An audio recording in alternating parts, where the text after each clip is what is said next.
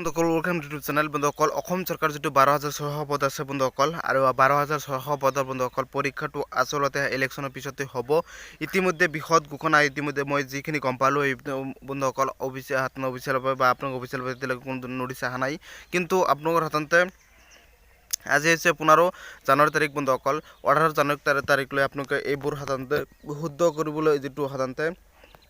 যিকোনো ভুল হৈছে বা যি হৈছে এবোৰ শুদ্ধ কৰিবলৈ লিংক এক্টিভ কৰি দিছে গেট 3 হক গেট 4 হক শুদ্ধ কৰিবলৈ লিংক এক্টিভ কৰি কিন্তু ইতিমধ্যে দিছে শুদ্ধ কৰিবলৈ কিন্তু লিংক এক্টিভ কৰি দিছে সকলোৱে শুদ্ধ কৰক যদি নাম ভুল কৰিছে বা দেউতাকৰ নাম ভুল কৰিছে বা যিকোনো সাধাৰণতে কাৰ্ড ভুল কৰিছে বা যিকোনো সাধাৰণতে আধাৰ কাৰ্ড হক বা যিকোনো সাধাৰণতে সমস্যা হৈছে বা ভুল কৰিছে তেনেহলে আপুনি শুদ্ধ কৰিব পাৰিব আৰু আপোনালোকৰ সাধাৰণতে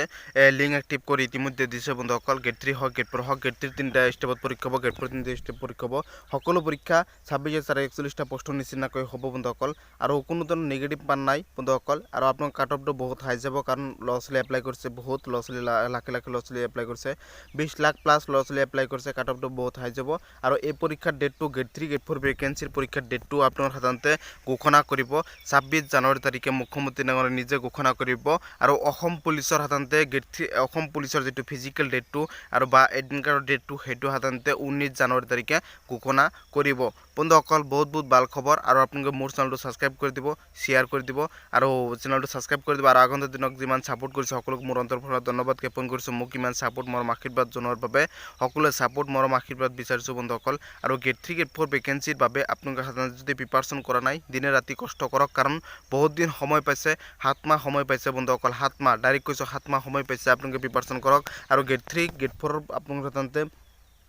এডমিট কাৰ্ড কেতিয়া হ'ব সেই বিষয়ে 26 জানুৱাৰী তাৰিখে ঘোষণা কৰিব আৰু মুখ্যমন্ত্ৰী ডাঙৰীয়ে যদি 19 জানুৱাৰী তাৰিখে যদি আপোনালোক অসম পুলিচৰ ফিজিক্যাল ডেটটো ঘোষণা নকৰে তেনেহলে অপেক্ষা কৰিব লাগিব 26 জানুৱাৰী তাৰিখলৈ বন্ধুসকল 26 জানুৱাৰী তাৰিখে 100% অসম পুলিচৰ হাততে ফিজিক্যাল ডেটটো অসম পুলিচৰ এডমিট কাৰ্ডৰ ওপৰত ডেটটো ঘোষণা কৰিব ফিজিক্যাল কেতিয়া হ'ব ঘোষণা কৰিব আৰু গেট 3 গেট 4 ভ্যাকেন্সিৰ পৰীক্ষা কেতিয়া হ'ব সেই বিষয়ে ঘোষণা কৰিব কিন্তু আৰু এটা কথা বন্ধুসকল ইতিমধ্যে গেট 3 গেট 4 ভ্যাকেন্সিৰ বাবে আপোনালোক হাততে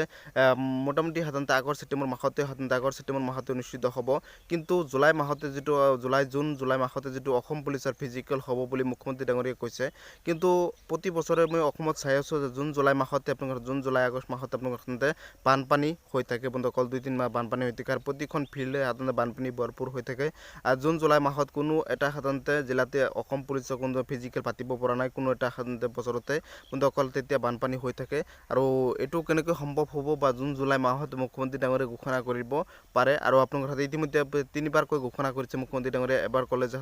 মে মাহত এডমিট কাৰ্ড মুকলিব এবাৰ কলে জুন মাহত এবাৰ মে জুলাই মাহৰ আগতে সকলো কমপ্লিট হৈ যাব এনেকৈ মুখ্যমন্ত্ৰী ডাঙৰীয়ে ঘোষণা কৰিছে